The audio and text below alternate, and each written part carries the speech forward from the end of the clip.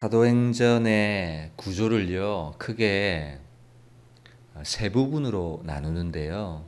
그 세 부분으로 나누는 기준이 되는 말씀이 사도행전 1장 8절입니다.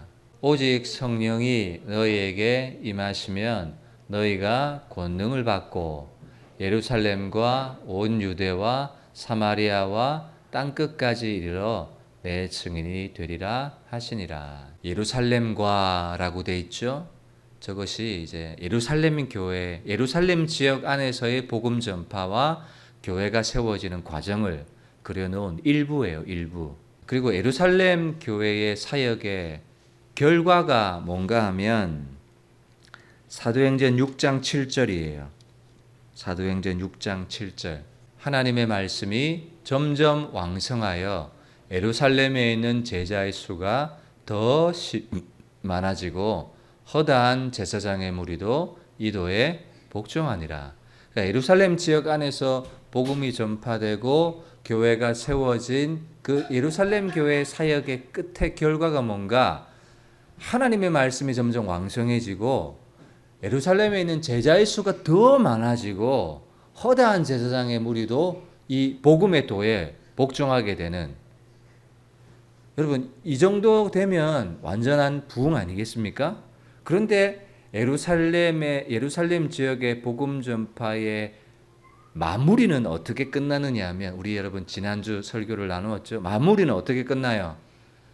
7집사 중 한 사람이었던 스데반 집사님이 거짓 증인의 모함에 의해서 사내들인 공회의 재판을 받다가 끌어내어져서 돌로 쳐 죽임을 당하는 이런 결과가 일어났죠. 여러분 예루살렘 지역 안에 교회가 세워지고 복음을 전할 때 위기가 없었나요? 문제가 없었나요? 그렇지 않았죠. 예루살렘 지역 안에서도 위기가 있었고 문제가 있었어요.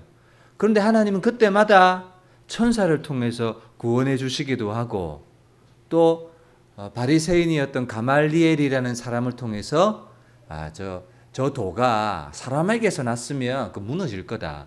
그러나 하나님에게서 났으면 우리는 하나님을 대적하는 사람이 되기 때문에 우리가 주의해야 된다.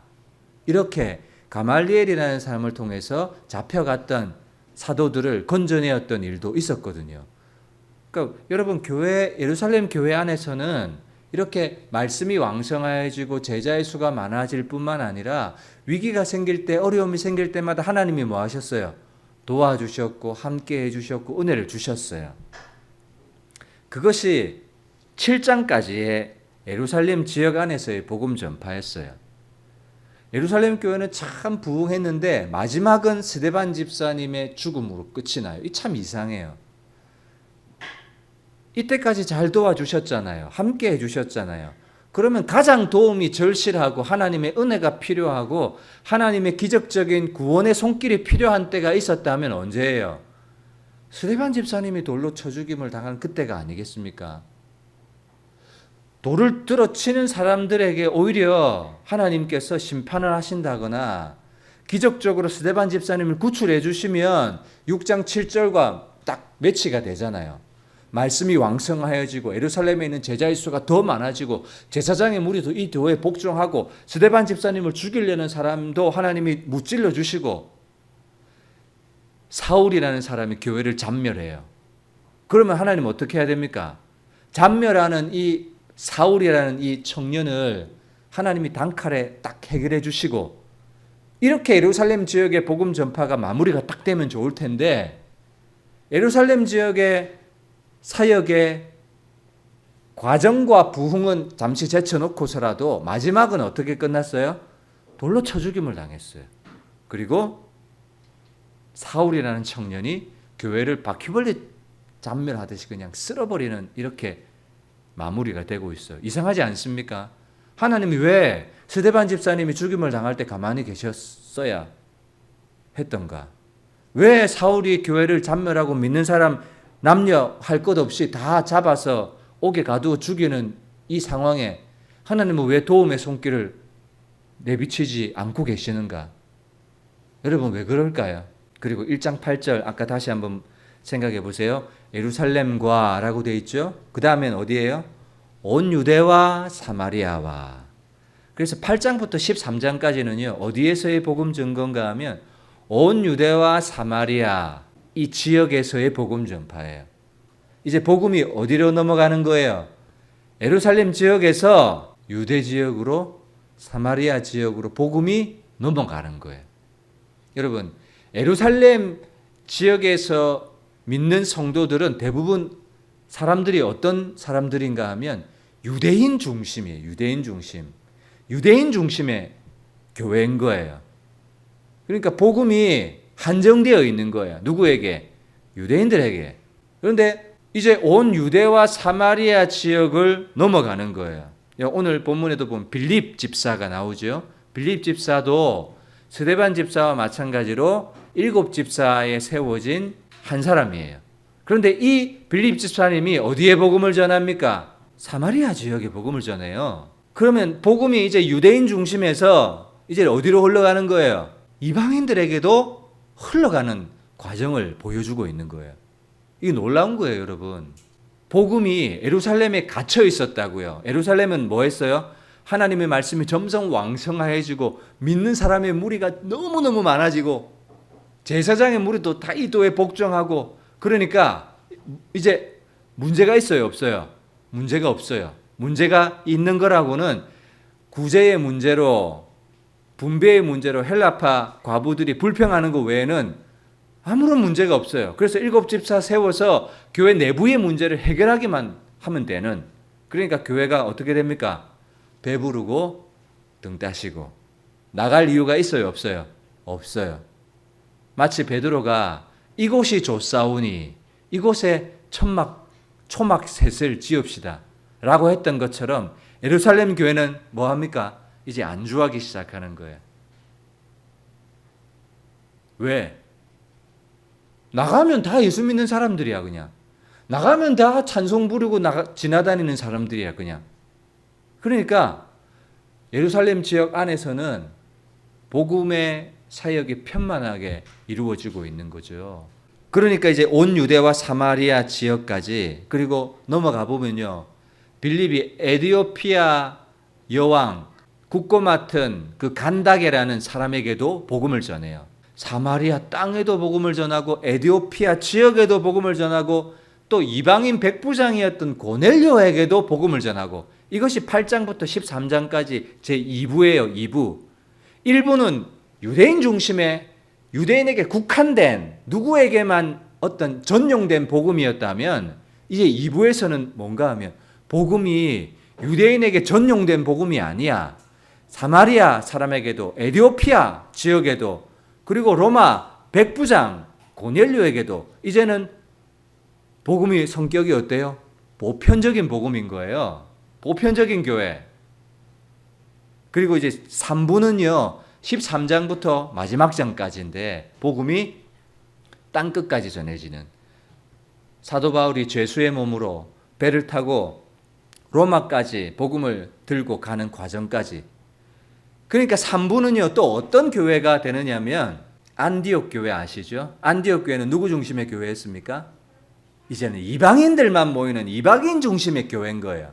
그러니까 1부는 유대인 중심의 교회, 3부는 이방인 중심의 교회, 그 가운데 2부는요 이 유대인 중심 교회에서 이방인 중심의 교회로 과도기로 흘러가는, 그러니까 보편적인 구원을 설명해 주고 있는 거예요. 그러니까 유대인이나 이방인이나 할 것 없이 모든 사람에게 끼치는 복음, 이것이 사도행전이 말해주는 복음 전파, 내 증인이 되리라. 누구에게?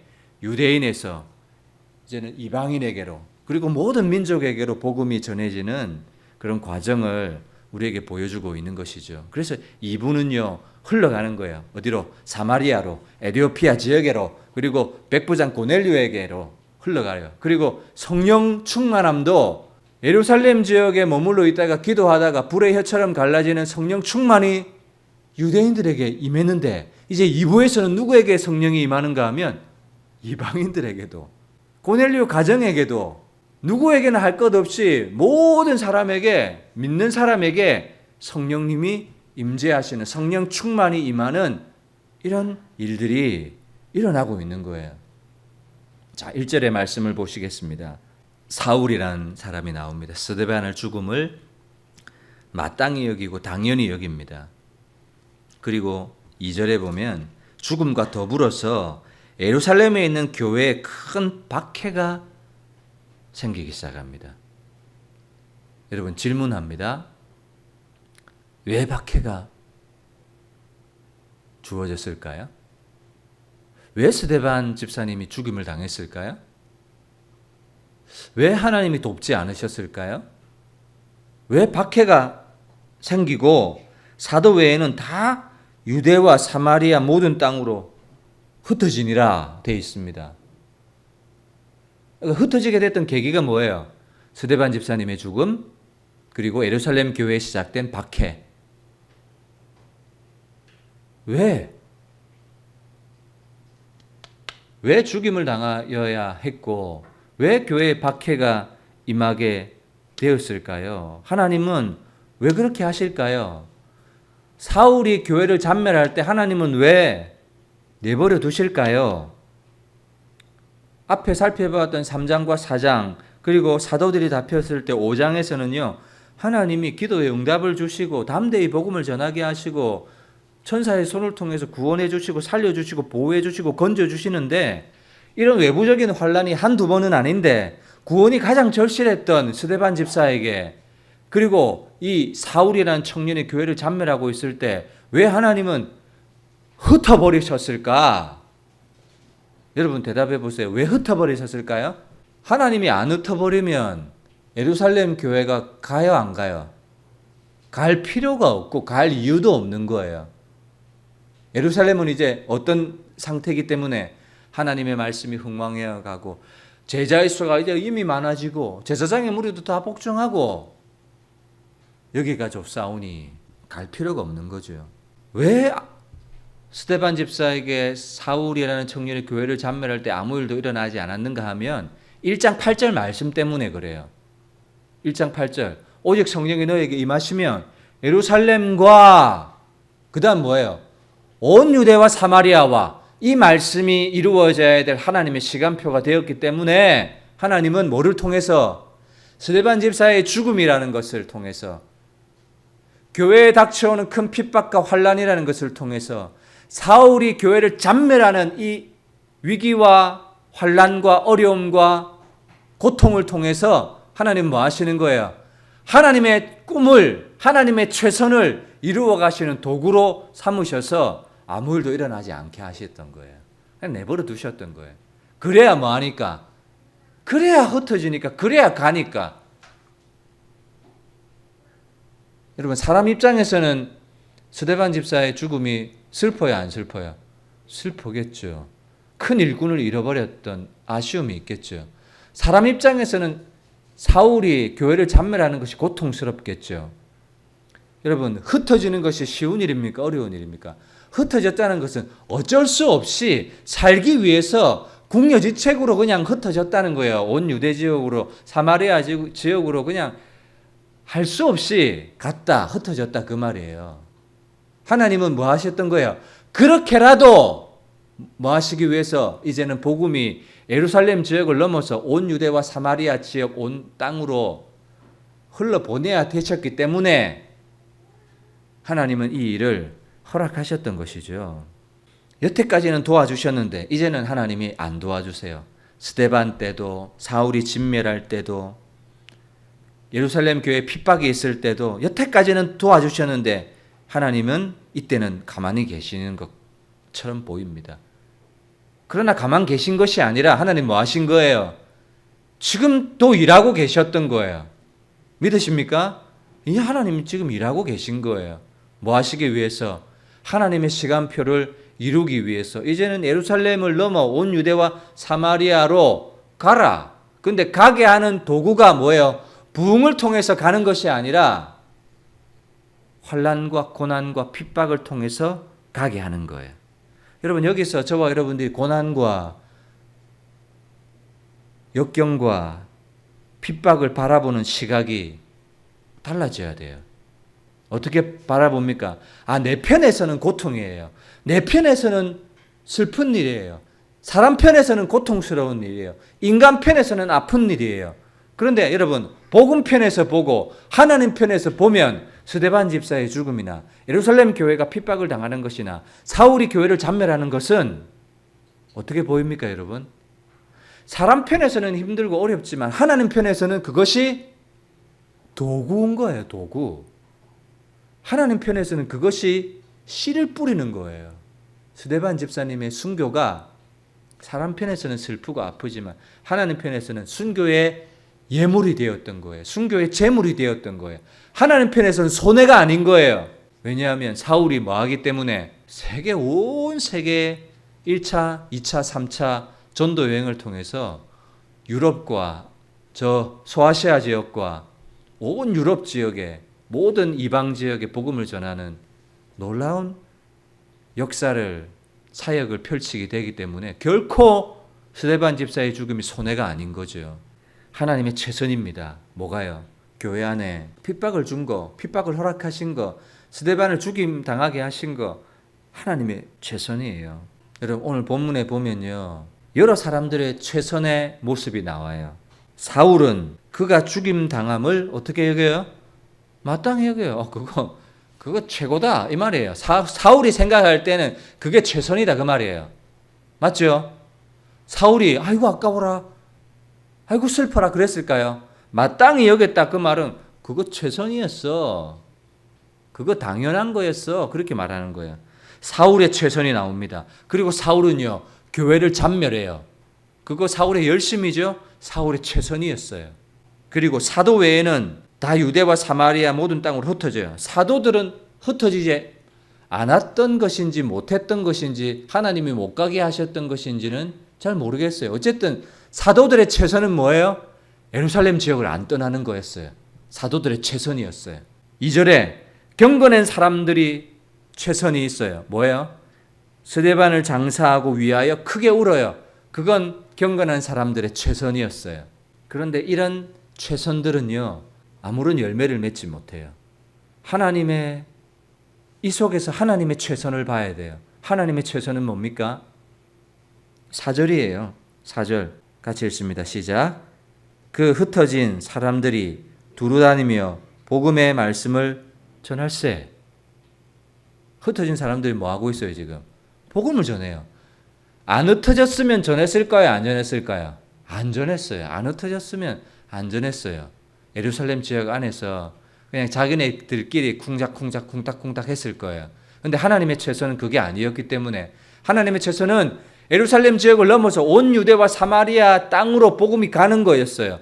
그리고 그 이방인들까지도 성령 충만함을 받고 성령의 침례를 받는 것이 하나님의 뜻이었고 계획이었기 때문에 하나님은 그 일을 하시는 거예요. 여러분, 교회는요, 위기 없이 어려움 없이 고난 없이 세워지는 법이 없어요. 그것을 성경을 통해서 확인할 수가 있습니다. 순교가 아니면, 박해가 아니면 흩어져서 복음을 전하지 못하기 때문에 하나님은 핍박과 고통과 순교라는 이 도구를 통해서 하나님은 일하시는 거죠. 그러니 여러분, 이것을 우리 교회에도 적용해 보십시다. 여러분, 우리 교회도요, 어려움이 있어요. 위기가 있어요. 근데 그 어려움과 위기들은요, 참 우리 입장에서 보면 아파요. 고통스러운 일이에요. 그러나 그것이 하나님의 뜻과 계획을 이루고 복음이 전해질 수 있는 더 훌륭한 하나님의 도구가 될 수도 있을 수 있다는 거죠. 사도 바울이 복음을 들고 로마로 가는 배를 탔는데요, 배가 풍랑을 만났고 폭풍을 만났어요. 그런데 여러분, 그 풍랑과 폭풍 때문에 더 빨리 로마라는 지역에 가게 됩니다. 여러분, 찬송가 몇 장인지 모르겠지만 찬송가 가사에도 보면 우리가 만난 풍랑으로 인하여 힘들고 어렵지만 그 풍랑으로 인해서 목적지에 더 빨리 다다릅니다. 이런 고백의 찬송이 있습니다. 우리 인간적으로 상황과 형편을 보면 아픈 일, 고통스러운 일, 슬픈 일이 있을지 모르지만 복음의 관점에서, 그리고 우리 공동체의 관점에서, 하나님의 관점에서 보면 그것이 우리에게 필요한 일일 수도 있겠다, 그렇게 생각합니다. 그러니 여러분, 예루살렘 교회의 순교는, 예루살렘 교회가 만난 박해와 핍박은, 그리고 사도 바울이 교회를 잔멸시키는 이 악행은 다 누구 손에 있어요? 하나님의 손, 하나님의 허락 안에서 이루어지고 있다는 것을 확인할 수 있는 것이죠. 이전에 예루살렘 지역 안에 있을 때는 몰랐어요. 뭘 몰랐느냐 하면 예수가 그리스도라는 사실을 모르는 사람들이 이렇게 많은지 몰랐어요. 그리고 귀신에 사로잡혀 있는 사람이 이렇게 많은지 몰랐어요. 자, 아까 우리 몇 절을 보았습니까? 빌립이 사마리아 성에 내려가 그리스도를 백성에게 전파하죠. 빌립의 복음의 말도 듣고 행하는 표적도 보고 한 마음으로 빌립을 따르기 시작한, 빌립의 말을 따릅니다. 복음을 따르는 거죠. 복음을 순종하는 거죠. 7절, 많은 사람에게 붙었던 더러운 귀신이 크게 소리를 지르며 나가고 많은 중풍병자와 못 걷는 사람이 나아요. 여러분, 모든 병은요, 뿌리가 다 죄에서 출발하고 있습니다. 인간의 모든 죄와 질병, 인간의 모든 고통과 질병은요, 다 죄에서부터 시작된 겁니다. 예루살렘 안에 있을 때는 이렇게 귀신에 매여 있는 사람이 이렇게 많은지 몰랐는데, 조금만 유대 지역을 나가고 사마리아 지역 나가보니까 예수가 그리스도라는 사실을 모르는 사람이 태반이에요. 사탄에 매여서 일평생 죄의 종로로 타는 사람이 이렇게 많은지를 몰랐던 거죠. 나가보니까, 조금만 지역을 지나서 나가보니까 예수가 필요한 사람이 이렇게 많다는 사실을 알고 전하게 되는 겁니다. 우리가 당하는 고난이 하나님의 사용하는 도구가 될 수 있다는 사실을 저와 여러분들이 꼭 기억했으면 좋겠습니다. 하나님이 사용하신 도구가 되면 그 만난 풍랑으로 인해서 목적지에 더 빨리 가게 될 수 있을지 누가 압니까? 여러분, 군대에서 삽질을 막 해요. 아무리 삽질해도요, 포크레인이 한번 와갖고 쑥 한번 뜨면 끝장이 나요. 아무리 빨리 노를 저어서 목적지 가려고 땀 뻘뻘 흘리고 막 애를 써요. 그런데요, 배바람이 그냥 한번 확 불면은요, 배가 그냥 쑥 하고 가요. 우리는 어떻게든 교회를 부흥시켜 보려고 하고, 믿는 사람들이 이 자리에 가득 차기를 원하고, 그렇게 해서 막 애쓰지만, 하나님이 방법은요, 그냥 폭풍을 한번 그냥 확 잃어버리는 거예요. 다 날아가 버려요. 더 빨리 목적지에 다다를 수 있는 방법이 폭풍이라면 그 폭풍 만날 만하지 않겠습니까? 더 빨리 가는, 풍랑으로 인해서 더 빨리 가는 하나님의 은혜일 수도 있겠다. 그래서 뒤에 사도행전 7장의 자리에서 머물러서 스데반의 죽음을 보고, 예루살렘 교회 안에 만났던 핍박을 보고, 사울이 교회를 잔멸하는 것을 보면 7장에 앉아서 보면 어때요? 이거 빨리 피해야 되고 만나지 말아야 되고 이거는 고통스러운 일이에요. 그런데 13장의 자리에 앉아서 보면 스데반 집사님의 죽음은 영광스러운 죽음이었고 순교의 제물이었던 거예요. 예루살렘 교회가 만났던 핍박과 환난은 그것이 아니었다면 온 유대를 넘어설 수 없고 사마리아 지역을 넘어설 수 없고 에티오피아까지 복음을 흘러가게 할 수 없었던 것이기 때문에 그것은 필수였던 것이죠. 7장의 자리에서 보는 것과 13장의 자리에서 보는 것은 달라요. 그런데 13장의 자리가 안 보이니까 경건한 유대인들, 경건한 사람들은 뭐하고 있습니까? 스데반의 집사님 죽음에 크게 슬퍼하고 울 뿐이죠. 그런데 이분들 아마 13장의 자리에 섰을 때는 영광스러운 죽음이었다. 순교의 예물이었다. 그것이 동력이 되어서, 순교의 피가 동력이 되어서 유대를 넘어가게 하는 힘이 되었고 사마리아 지역을 넘어가게 되는 힘이 되었던 것이었죠. 그게 힘이었던 것입니다. 여러분, 사울이 나중에는 누가 됩니까? 바울이 됩니다. 바울은 기독교 역사상, 복음의 역사상 가장 위대한 인물 아닙니까? 근데 바울이 된 것은 스데반의 순교와 희생의 터 위에서 이루어진 일입니다. 스데반 집사님의 죽음이 아니었다면 왜 스데반 집사님의 죽음과 사울의 등장을 연결시키고 있는 줄 아세요? 사울이 바울 된 것이 스데반 집사님의 죽음과 연관이 있다는 거예요. 예루살렘을 넘어서게 됐던 복음의 예루살렘을 넘어서게 됐던 시작의 이 동력이 되었던 그것도 마찬가지예요. 스데반의 죽음이었어요. 큰 박해가 있었지만요. 여러분, 8절은 어떻게 끝납니까? 그 성에 큰 기쁨이 있더라로 끝나요. 풍랑을 만나요. 그죠? 아파요. 힘들어요. 근데 끝은 어때요? 목적지에 도달해요. 스데반은 죽어요. 교회는 핍박을 당하고 위기와 어려움을 당해요. 그런데 나중에는 뭐가 있어요? 큰 기쁨이 있다 그 말이에요. 아픈 일도 고통스러운 일도 위기도 여러분 그것 때문에 죽진 않습니다. 그것 때문에 망하진 않습니다. 만난 일 때문에 만나는 것이 아니라 하나 되지 못하면 망하고 믿음을 잃어버리면 망하고 함께 하지 못하면 넘어지는 거예요. 이 공동체는 배입니다. 마태복음 제자 공동체가 배예요. 풍랑을 만나요. 어려움을 만나요. 그러나 예수님이 그 배에 함께 계시고 예수님이 목적지에 우리를 도달하게 하실 겁니다. 여러분, 우리 교회뿐만 아니라 여러분들 가정에도 여러분들 인생에도 어려움이 있을 수 있겠지만 그것이 하나님이 쓰시는 도구가 되어서 큰 박해, 핍박, 큰 슬픔이 있지만 오늘 본문에 함께 등장하는 단어 중에 하나는요. 큰 권능, 귀신이 소리를 지르며 나가요. 큰 능력도 나타나고 큰 권능도 나타나고 큰 기쁨도 함께 있다 그 말이에요. 여러분 교회 안에는요. 어려움만 있는 것이 아니라 그 속에서도 뭐도 발견해야 됩니까? 큰 위로, 큰 은혜, 큰 능력 그것도 함께 저와 여러분들이 경험하실 수 있게 되기를 주님의 이름으로 축복합니다. 우리가 만난 풍랑이 하나님이 사용하시는 도구가 되어서 우리가 가려는 목적지에 더 빨리 다다르게 될 수 있기를 주님의 이름으로 축원합니다.